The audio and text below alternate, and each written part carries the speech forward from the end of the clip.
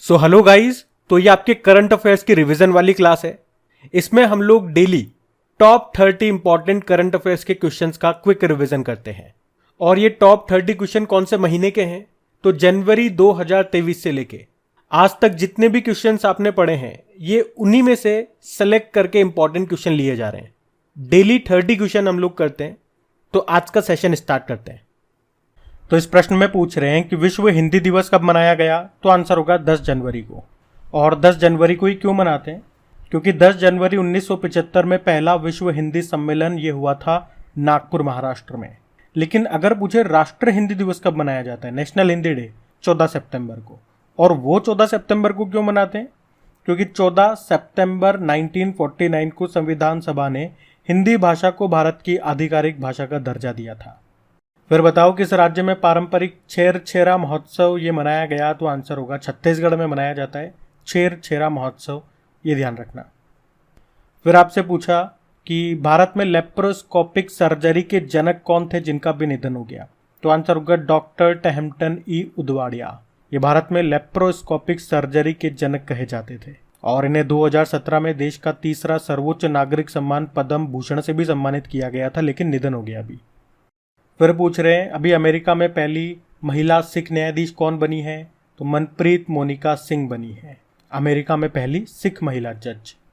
फिर पूछ रहे हैं महेंद्र सिंह धोनी ने अनजान साक्षी का विमोचन किया, ये बुक है, ये किसकी आत्मकथा है? के अब्दुल गफ्फार की। तो मशहूर तकनीक और शिक्षाविद प्रोफेसर के अब्दुल गफ्फार की आत्मकथा है ये, जिसको अभी लॉन्च किया महेंद्र सिंह धोनी ने। बुक का नाम है अनजान साक्षी। फिर आपसे पूछ रहे हैं अभी जम्मू कश्मीर के पहले ज्ञानपीठ पुरस्कार विजेता का निधन हो गया, नाम बताओ। रहमान राही इनका नाम है और इन्हें कब मिला था ज्ञानपीठ पुरस्कार? सन 2004 में मिला था। अच्छा, वैसे नीलमणि फूकन का नाम आपने जरूर सुना होगा, वैसे तो अभी निधन हो गया इनका। अभी 56वां ज्ञानपीठ पुरस्कार इन्हें मिला था, असमिया लेखक हैं ये। और 57वां ज्ञानपीठ पुरस्कार मिला था दामोदर माउजो को, ये नाम भी ध्यान रखना। फिर पूछ रहे हैं अभी बर्मिंघम में under 15 British junior open squash tournament का खिताब किसने जीता? तो आंसर होगा अनाहत सिंह ने। तो भारत की स्क्वैश प्लेयर है अनाहत सिंह। कई बार एग्जाम में ऐसे भी नाम देके भी पूछ लेते हैं इनका संबंध किस खेल से है, तो स्क्वैश प्लेयर हैं ये। फिर बताओ राष्ट्रीय मानव तस्करी जागरूकता दिवस 2023 कब मनाया गया? तो आंसर होगा 11 जनवरी को। इंग्लिश में बोलोगे तो national human trafficking awareness day. तो मानव तस्करी के बारे में जागरूकता पैदा करने के लिए इसे मनाया जाता है। आपको याद है मानव तस्करी पर अंकुश लगाने के लिए आरपीएफ ने एक ऑपरेशन शुरू किया था, कौन सा? ऑपरेशन आहत, वो भी ध्यान रखना। फिर बताओ भी राष्ट्रीय विज्ञान दिवस 2023 की थीम क्या है? वैश्विक कल्याण के लिए वैश्विक विज्ञान। और कब मनाते हैं नेशनल साइंस डे? 28 फरवरी को, क्योंकि भारत के एक साइंटिस्ट थे सीवी रमन जी, उन्होंने 28 फरवरी 1928 को रमन इफेक्ट की खोज की थी, इसीलिए, जिसके लिए उन्हें 1930 में फिजिक्स का नोबेल पुरस्कार भी मिला था। वैसे वर्ल्ड साइंस डे भी होता है जो 10 नवंबर को होता है। फिर बताओ अभी फरवरी में 36वां अंतर्राष्ट्रीय सूरज कुंड मेले का आयोजन ये कहाँ पे किया गया? तो आंसर होगा फरीदाबाद में। कौन से नंबर का था? 36वां था। हरियाणा के फरीदाबाद में इसका आयोजन हुआ। और इस साल इस मेले में भागीदार देश कौन रहे? तो शंघाई कोऑपरेशन ऑर्गेनाइजेशन के जो सदस्य देश हैं वो, क्योंकि आपको पता है 2023 में भारत शंघाई कोऑपरेशन ऑर्गेनाइजेशन की अध्यक्षता कर रहा है। फिर बताओ खेलो इंडिया यूथ गेम्स 2022 का शुभंकर क्या है? तो आंसर होगा आशा। ये तो हो गया शुभंकर, मैस्कॉट। लेकिन पूछे ये खेलो इंडिया यूथ गेम्स का ये जो 2022 वाला संस्करण अभी 2023 में हुआ, 5वां संस्करण है और हुआ कहाँ पे? मध्य प्रदेश में हुआ। और इसमें विजेता कौन रहा? महाराष्ट्र इसमें विजेता रहा था। लेकिन अगर आपसे पूछे कि खेलो इंडिया यूनिवर्सिटी गेम्स का भी जो तीसरा संस्करण हुआ 2023 में, कहाँ पे हुआ? उत्तर प्रदेश में हुआ। उसको किसने जीता या पहले स्थान पे कौन रहा? तो पंजाब यूनिवर्सिटी। और उसमें मैस्कोट या शुभंकर की बात करेंगे तो वो है जीतू, जो रिप्रेजेंट करता है बारासिंगा को, जो कि उत्तर प्रदेश का राजकीय पशु है। ध्यान रखना ऐसे पॉइंट्स भी। फिर पूछ रहे हैं हर्बल लाइफ न्यूट्रिशन इंडिया ने किसे अपना स्पॉन्सर्ड स्पोर्ट्स एथलीट के रूप में चुना है, या यूं कह सकते हो ब्रांड एम्बेसडर बनाया? तो आंसर होगा स्मृति मंधाना को। इससे पहले स्मृति मंधाना गूवी की ब्रांड एम्बेसडर बन चुकी है, गल्फ ऑयल लुब्रिकेंट की ये ब्रांड एम्बेसडर बनी थी। और आपको बता दूं स्मृति मंधाना ये 2 बार आईसीसी महिला क्रिकेटर ऑफ द ईयर का पुरस्कार जीतने वाली एकमात्र भारतीय क्रिकेटर है।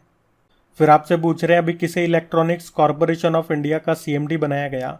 अनुराग कुमार को बनाया गया। वैसे अभी एशियाई प्रशांत डाक संघ के महासचिव बने थे डॉक्टर विनय प्रकाश सिंह।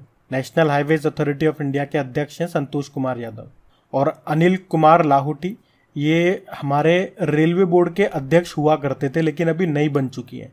आप मुझे बताओ नई कौन बनी है और वो इस पद पे आने वाली पहली महिला है, तो उनका नाम मोस्ट इंपॉर्टेंट है।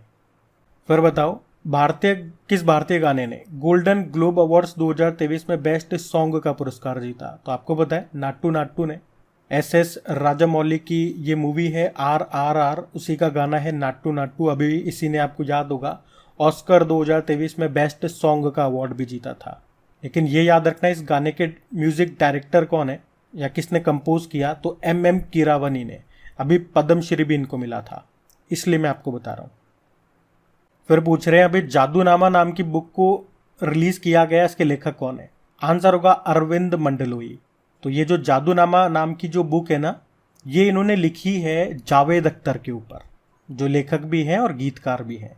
एक्चुअली में जावेद अख्तर के बचपन का नाम है जादू, तो इस बुक को लिखा है अरविंद मंडलोई ने। अभी ये फियरलेस गवर्नेंस नाम की बुक को लिखा था किरण बेदी ने। और संजीव सान्याल इन्होंने रिवोल्यूशनरीज नाम की बुक को लिखा था। फिर बताओ अभी नेशनल यूथ डे कब मनाया? 12 जनवरी को। स्वामी विवेकानंद जी की जयंती होती है इस दिन। और इंटरनेशनल यूथ डे पूछेंगे तो वो 12 अगस्त को होता है, जिस दिन हाथी दिवस भी मनाया जाता है। अच्छा, एक वर्ल्ड यूथ स्किल डे भी होता है, वो भी याद रखना, वो 15 जुलाई को होता है। फिर बताइए अभी सुखोई लड़ाकू विमान उड़ाने वाली भारत की पहली महिला पायलट कौन बनी है? तो आंसर होगा अवनी चतुर्वेदी।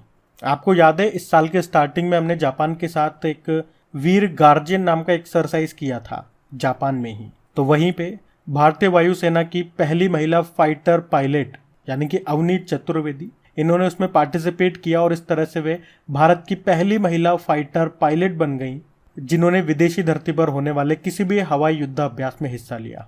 तो याद रखना, सुखोई लड़ाकू विमान उड़ाने वाली भारत की पहली महिला पायलट कौन बनी? तो आंसर होगा अवनी चतुर्वेदी। और राफेल उड़ाने वाली पहली भारतीय महिला पायलट कौन है? शिवांगी सिंह है, ये भी ध्यान रखना। फिर बताइए डॉक्टर पतंग राव कदम पुरस्कार से किसे सम्मानित किया गया? आधार पूनावाला को। आधार पूनावाला ये कौन है? ये serum institute of India Pune जो है उसके CEO हैं आधार पूनावाला। अच्छा, मुझे ये बताओ सीरम इंस्टीट्यूट ऑफ इंडिया ने कोविड के टाइम पे कौन से नाम की एक वैक्सीन बनाई थी? उस वैक्सीन का नाम क्या है? और उन्होंने जो वैक्सीन बनाई थी कोविड के समय, उसके खिलाफ लड़ाई में जो उन्होंने योगदान दिया था, उसी कारण से महाराष्ट्र सरकार ने इनको ये डॉक्टर पतंग राव कदम पुरस्कार से सम्मानित किया। किस सरकार ने? महाराष्ट्र सरकार ने, ये भी ध्यान रखना। फिर बताओ अभी किस IIT में भारत का सबसे बड़ा छात्र संचालित महोत्सव जिसको कहते हैं सारंग महोत्सव 2023 मनाया गया? तो आंसर होगा IIT मद्रास में। सिंपल सा याद रखना एक लाइन में कि सारंग महोत्सव किस IIT में? IIT मद्रास में। फिर बताओ अभी हाल ही में जारी ब्रिटेन प्रिंस हैरी की आत्मकथा का नाम क्या है? तो आंसर होगा स्पेयर। स्पेयर नाम है इनकी आत्मकथा का। तो इसमें आपसे पूछ रहे हैं कि Irfan Khan a life in movies नाम की बुक को किसने लिखा? तो आंसर होगा शुभ्रा गुप्ता ने। अभी आपको याद है AK द्विवेदी ने ह्यूमन एनाटॉमी नाम से बुक लिखी थी, मानसी गुलाटी ने मिरेकल ऑफ फेस योगा नाम से बुक लिखी और अरविंद मंडलोई जादूनामा नाम से बुक लिखी थी। फिर आपसे पूछ रहे हैं अभी जनवरी में भारत और किस देश के बीच में वीर गार्जियन अभ्यास का आयोजन हुआ? ये होता है जापान और भारत के बीच में। कहाँ पे हुआ? ये जापान में ही हुआ। और हमने पढ़ा भी था कि भारत का सुखोई 30 MKI विमान ने इसमें हिस्सा लिया था और उसे उड़ाया किसने था? अवनी चतुर्वेदी ने। और इस तरह से हमने कहा था कि सुखोई लड़ाकू विमान उड़ाने वाली भारत की पहली महिला पायलट बन गई है कौन? अवनी चतुर्वेदी। वैसे जापान के साथ और कौन कौन सी एक्सरसाइज करते हैं हम? देखो, एक तो ये वीर गार्जियन हो गया, एक धर्मा गार्जियन भी हमने किया। मालाबार एक्सरसाइज जो क्वाड देशों के बीच में होती है, उसमें जापान भी होता है, भारत भी होता है, ऑस्ट्रेलिया और अमेरिका भी होता है, क्वाड देश होते हैं। और आपको पता है ये 2023 में मालाबार एक्सरसाइज का आयोजन कहाँ पे हुआ? ऑस्ट्रेलिया में। आप लोग कमेंट बॉक्स में टाइप करके बताओ कि अगले साल 2024 में क्वाड समिट कहाँ पे होगी और 2023 में क्वाड समिट कहाँ पे आयोजित की गई, ये बताओ आप। बाकी सहयोग काजिन एक्सरसाइज भी हम जापान के साथ करते हैं, एक शिन्यू मैत्री भी करते हैं, और एक जिमेक्स नाम की एक्सरसाइज भी करते हैं, तो ये भी ध्यान रखना। फिर बताओ, अभी ऑस्ट्रेलिया के द्वारा किस भारतीय भाषा को पब्लिक स्कूलों के पाठ्यक्रमों में शामिल करने की घोषणा की गई? तो हमारे लिए गर्व की बात ही है ये, तो इसका तो उत्तर होगा पंजाबी भाषा को। ऑस्ट्रेलिया ये सबसे छोटा महाद्वीप है पूरे विश्व में, इसे प्यासी भूमि का देश भी कहते हैं, और यहाँ पे सबसे लंबी पर्वतमाला है, उसे क्या कहा जाता है? Great dividing range. और विश्व की सबसे बड़ी प्रवाल भित्ति आपको यहाँ मिलेगी, जिसे कहते हैं ग्रेट बैरियर रीफ। यहाँ पे घास के मैदानों को डाउन्स घास के मैदान कहा जाता है। गिब्सन मरुस्थल यहीं पर आपको मिलेगा, और 2 सोने की फेमस खान यहाँ पर है, एक तो कालगुरली और एक कुलगाडी। ये 2 सोने की फेमस खाने हैं यहाँ पे। प्रधानमंत्री तो एंथनी अल्बनीज हैं, और कैनबेरा यहाँ की कैपिटल है, और करेंसी है ऑस्ट्रेलियन डॉलर। ये स्टैटिक भी ध्यान रखना, मैंने आपको बता दी है। फिर आपसे पूछ रहे हैं 2023 में कोप 28 का आयोजन ये कहाँ पे किया गया? तो आंसर होगा यूनाइटेड अरब अमीरात। देखो सीधी सी बात है, 3 पॉइंट याद रख लो। 2023 में कोप 28 का आयोजन कहाँ पे? यूनाइटेड अरब अमीरात में। 2022 में कोप 27 का आयोजन कहाँ पे? मिस्र के शर्म अल शेख में हुआ, मिस्र यानी कि इजिप्ट। और उससे पहले 2021 में कोप 26 का आयोजन हुआ था ग्लासगो स्कॉटलैंड में। बस ये याद रख लो। फिर बताओ, अभी हाल ही में किस मंत्रालय ने समुद्रयान मिशन को शुरू किया? तो आंसर होगा पृथ्वी विज्ञान मंत्रालय।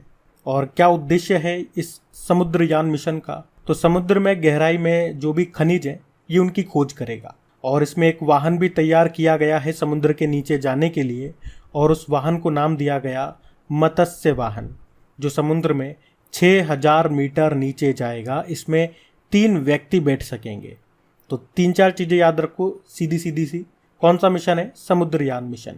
समुद्र के नीचे जाएगा, खनिज की खोज करेगा। कितना नीचे जाएगा? 6000 मीटर नीचे जाएगा। जिस वाहन को नीचे भेजा जाएगा उसका नाम है मत्स्य, जिसे कहाँ पे तैयार किया गया? चेन्नई में। अब 2-3 प्रश्न मैं आपसे पूछता हूँ, आप मुझे बताओ समुद्र शक्ति नाम का जो मिलिट्री एक्सरसाइज है ये भारत और किस देश के बीच में होता है? एक विश्व समुद्री दिवस आपने कई बार मनाया है, वर्ल्ड मैरीटाइम डे, ये कब मनाते हैं ये भी बताओ। और बताओ कि भारत का पहला समुद्री संग्रहालय इसका स्थापना कहाँ पे किया गया था? ये 3 प्रश्न मैंने आपसे पूछे हैं, इनके उत्तर दो कमेंट बॉक्स में। और काफ़ी सारे स्टूडेंट्स आंसर देंगे, तो जिनको आंसर नहीं पता वो कमेंट बॉक्स में जा करके चेक कर लेना। और वीडियोस पसंद आ रहे हैं और आप चाहते हो कि इस तरह से हम इन्हें कंटिन्यू रखें, ये सीरीज आपको अच्छी लग रही है जिसमें 10 मिनट में हम लगभग 30 क्वेश्चन करते हैं, तो अगर आप चाह रहे हो इसे कंटिन्यू रखा जाए तो थोड़ी सी मेहनत आपको करनी पड़ेगी। इसे अपने दोस्तों के साथ में शेयर करना पड़ेगा ताकि कुछ लोग और हमारे साथ जुड़ें, तो मुझे भी काम करने में मजा आए। बस आपको इतना सा काम करना है, दोस्तों के साथ में इस वीडियो को शेयर कर दिया करो। जो भी आपका स्टडी ग्रुप होता है व्हाट्सएप पे, फेसबुक पे, टेलीग्राम पे, एक बार वीडियो को शेयर करके छोड़ दो, बस आपका काम खत्म। फिर ये वीडियो आपको इसी तरह से कंटिन्यू मिलते रहेंगे जैसे जैसे वीडियोस को रेस्पॉन्स मिलता रहेगा।